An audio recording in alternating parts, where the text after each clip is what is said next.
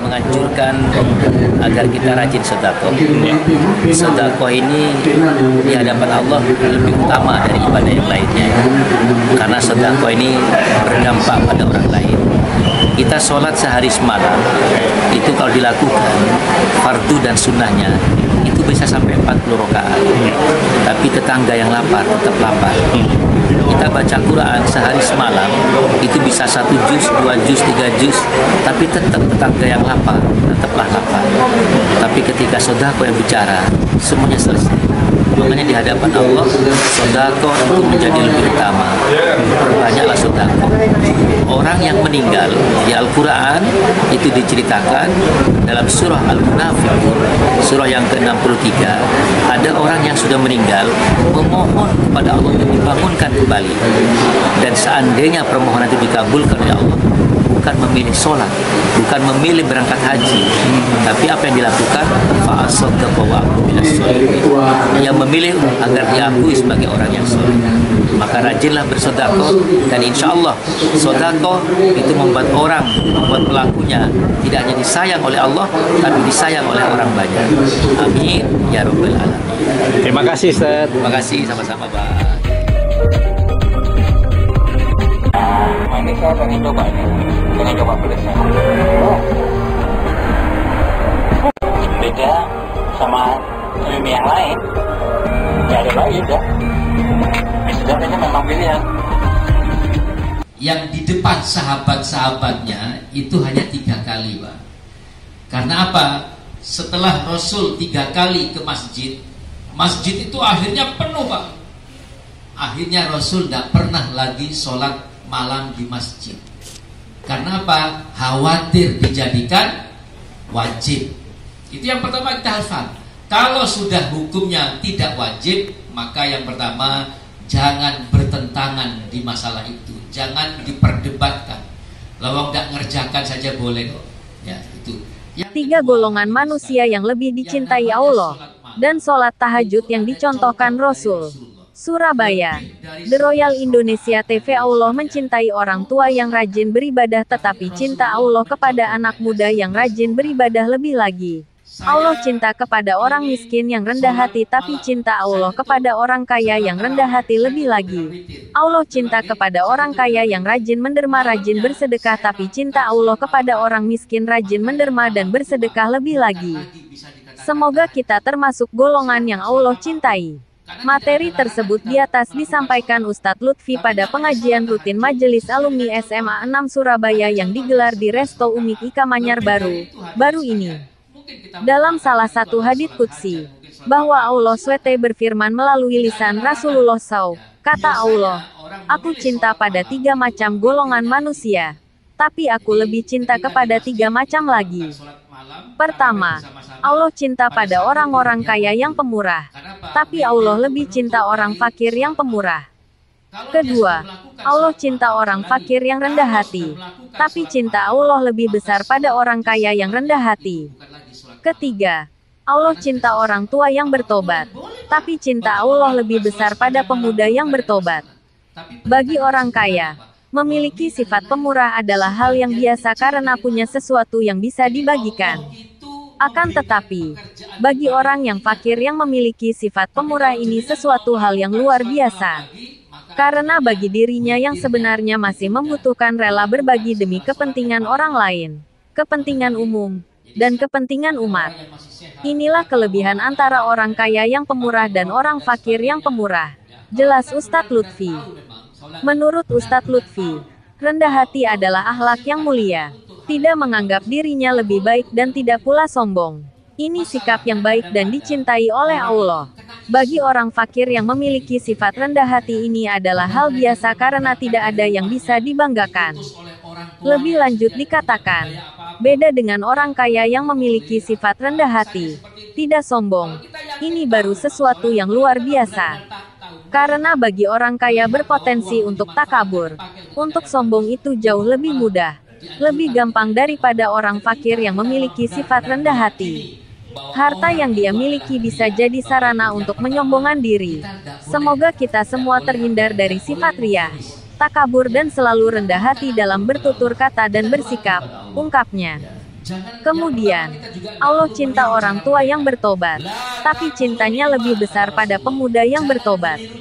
Menurutnya, bagi orang yang berusia lanjut kemudian rajin beribadah, rajin salat 5 waktu berjamaah di masjid, mengikuti kajian-kajian Islami itu adalah hal yang biasa. Tetapi jikalau ada anak muda yang seperti itu, maka itu hal yang luar biasa. Bagi anak muda apalagi hidup di zaman sekarang, godaannya jauh lebih berat. Jika ada anak muda seperti itu, mari kita dukung, kita support. Kita sebagai orang tua harus bangga punya generasi yang seperti itu. Dengan generasi seperti itu, kita memiliki masa depan yang cerah, pungkasnya. Mudah-mudahan kita semua termasuk golongan-golongan manusia yang lebih dicintai Allah. Sungguh tidak ada kebahagiaan bagi kita sebagai makhluk Allah kecuali kita mendapatkan ridanya. Berikut laporan wartawan Royal TV dari Surabaya Cok Santoso.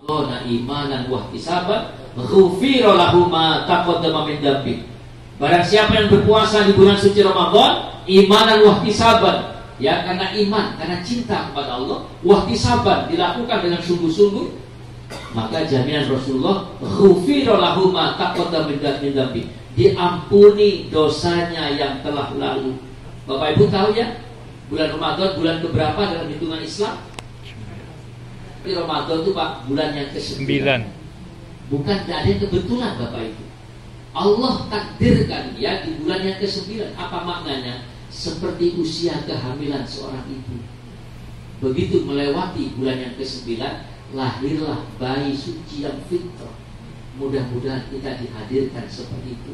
Ghufira lahu ma taqaddama min dzambi, diampuni dosa yang telah lalu. Amin ya rabbal alamin. Saya rasa mungkin itu pengantar ya, materi ini baru di prop 1 mau hatam gimana ya. Tapi yang penting itu frekuensinya, dipersering membaca Qur'annya ya, karena kelak Bapak Ibu ada dua yang menghadap kepada Allah, memohonkan syafaat kita kepada Allah. Yang pertama syiar Ramadan, puasa Ramadan. Bayangkan Bapak Ibu, di bulan Ramadan itu kita boleh makan, boleh minum, boleh senggama, tapi kita tinggalkan demi taat kepada Allah. Di bulan Ramadan siang hari tidak boleh makan, tidak boleh minum, tidak boleh senggama, kita lakukan semuanya. Ya, bulan Ramadan itu menghadap kepada Allah. Ya Allah, hamba-Mu ini rela tidak makan, tidak minum, tidak senggama di siang hari. Aku saksi ya Allah, maka aku mohonkan syafaat darimu.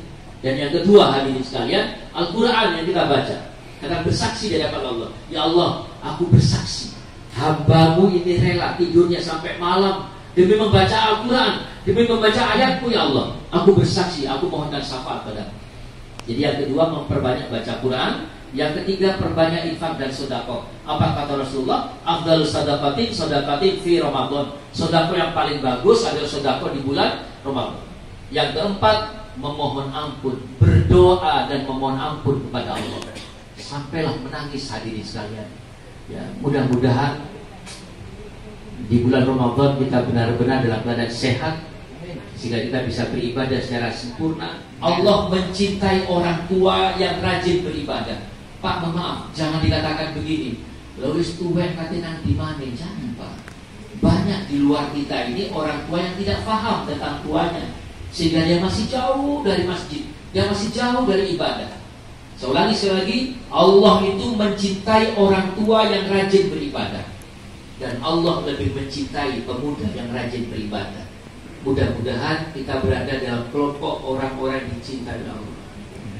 Bapak Ibu, saya bermohon kepada Allah, mudah-mudahan saya, keluarga saya, dan jenengan semua yang hadir di majelis ini dipertemukan oleh Allah dengan bulan suci Ramadan. Amin. Ada 3 kelompok orang kata Rasulullah yang merugi.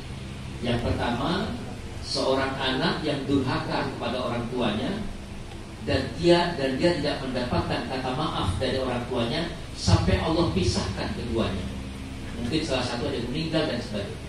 Yang kedua, seorang istri yang durhaka kepada suaminya dan dia tidak mendapatkan ampunan kata maaf dari suaminya sampai Allah pisahkan keduanya. Dan yang ketiga hadirin sekalian, seorang hamba, saya juga, jenengan semuanya, yang Allah pertemukan dengan Ramadan, tapi dia tidak mendapatkan ampunan dari Allah karena sombongnya, karena angkuhnya, selama 1 bulan tidak mau mengangkat tangan menengadah bermohon ampun pada Allah sampai Ramadan selesai. Kalau sampai Ramadan selesai, kita ini tidak pernah memohon ampun dan Allah tidak mengampuni dosa kita, rugi Pak. Sudah tidak ada lagi bulan yang lebih bagus dari bulan Ramadan. Saya rasa ini Pak, tadi pesannya kan tahib Ramadan. Ya, mudah-mudahan ini menjadi pengingat pada kita, bermohonlah kepada Allah agar benar-benar dipertemukan dengan Ramadan. Amin. Ya, Amin. Jadi kalau orang di luar Ramadan jarang sholat malam, lalu bertemu dengan Ramadan masih juga belum sholat malam, masih juga belum rajin taraweh, saya ingin sampaikan hadirin sekalian, sudah tidak ada lagi bulan yang lebih bagus dari bulan